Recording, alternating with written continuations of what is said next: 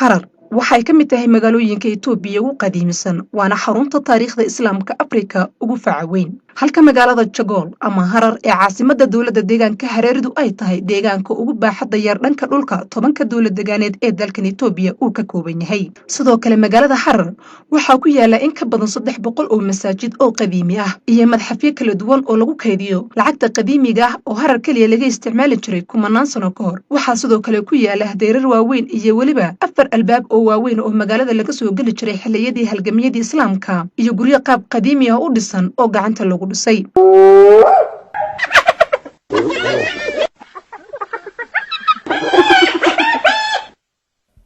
wow دررت قوتو لو قوتو قمرية قمر كما 1 by 1 لو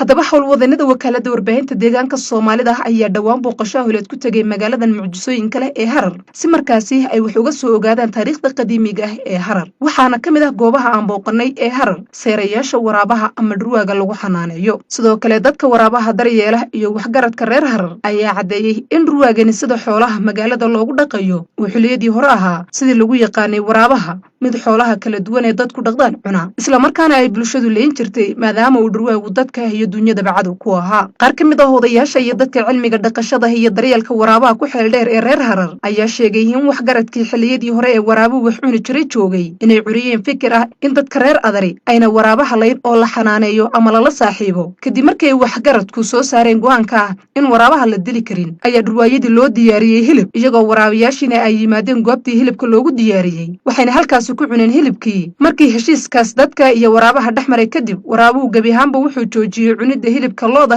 iyo xoolaha kale ilaa in la siiyo mooyaane 60 ይመጣሉ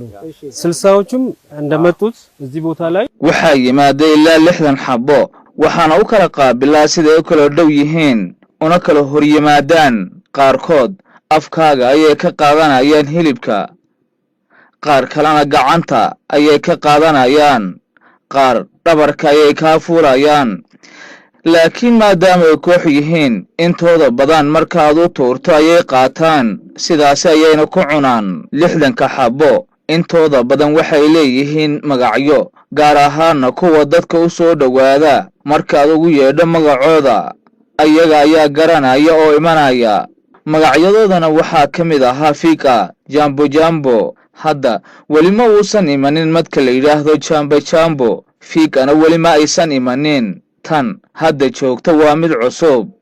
ilaa muddo bilahayna joogta magacayaana hadda u bixinay 3 bil kadibna caadi ay u baran doontaa magaceeda marka ay dhalaan si degdeg ah ay dhashooda halkan u baraan waxayna u yimaadaan iyagoo sida qoys oo kala dhasha ayaana barata qaabka u nool yihiin hadda halkan waxa ku sugan biisado ay iyo waraabayaal si wada jir ah ayayna u nool yihiin hal shakhsi oo halkan ku sugan dhibaato uma geystaan intaan hadda halkan joognay waxa yimid 4 xabo qaar kale oo badan waxay ku soo jiraan wadada 10 ilaa 11 ayaa halkan soo wada fariistaan